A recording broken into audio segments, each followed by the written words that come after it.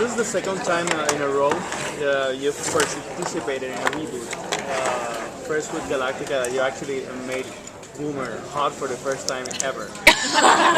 Maybe not for some people. No, it Right? depends. So, Yeah. so do you feel any additional pressure in making it right for fans of the original show?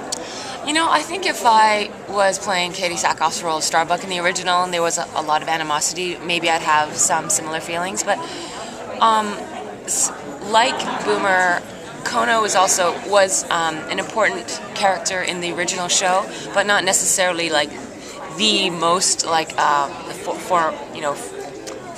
am I trying to say? Foremost, front, the center, yeah.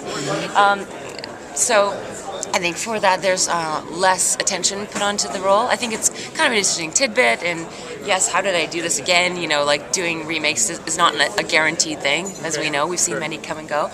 But there, with the people attached to this project, behind the screen and in front, there's a lot of talent and skill, and I think with their past projects, I mean, you can't foretell the future, but if you look at the things that they have worked on, you get a sense of their work ethic and their process, or if not their process, at least like what they have in mind, and I like what I saw before. I was blown away, so I wanted to be a part of it again. Good luck. Did you audition for that, or did Yeah. you just want to? It would have been nice if they just wanted me immediately, but no. No, there was like some I met with Meg Lieberman, who was like studio head casting at CBS, but then she told me, but she came to Vancouver to see like all the talent up there just as a general, and at that time I heard there was like some excitement, but then I didn't hear anything for months, and I just thought it passed me by, and then I got a call for a screen test offer, which means the word offer is in there, but it's still, you got to go through the process, so you skip maybe like 6 steps of like a pre-screen or like all the other, like just the director, just the producer, that kind of stuff, and you go straight to the end. But then it's almost more daunting in a way, because it's just you step in front of like 20 executives at like, you know, the biggest network in America, and you fall flat on your face there. It's like, that's not, you know, it's in one fell swoop, it's done. So what has your Comic-Con experience been like so far? Have you gotten to check out anything yet, or will you get to? Well, I hope so. I like hitting the floor and getting a sense of the buzz. I think one of the most fun things about Comic-Con is like looking at all the people, what are they wearing, getting out on the floor, like the buzz of like ground level, you know. Yeah. And it would be really fun to go to some of the other panels and stuff like that. But got here yesterday, took the red eye, and have been in hotels ever since. So it's really different when you're going to Comic-Con as like a participant to just to be like out there and buy stuff and watch things and, you know, look at the new trailers, and a little bit different when you're shuttled in like via like the garbage trucks, like through the back lane and through the kitchen. It's almost like you're in a James Bond movie, like expecting action to happen in the kitchen. But yeah, it's a little bit, and then we do like stuff like this, like the press tables. So it's totally a different experience. So I hope to get out there eventually.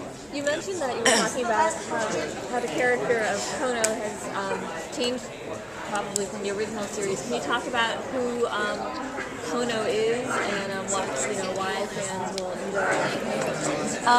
I think Kono it's an interesting element now, because you could have Hawaii Five-0 be a team of 4 males, and that would also be great. But sometimes, like, it's always great to be able to have more tools at your disposal. And if you do have a woman on the team, there's things that they may or may not be able to access because of just the sheer fact that she's a woman. You can disarm people, that kind of thing. So you find that with Kono, she's like a rookie cop that's going to join this new forming team.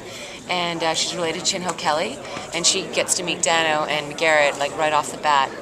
And she participates in something that she probably wouldn't be able to do on her own, because she would be just a newbie, like a rookie going into the academy, or out of the academy into the police force.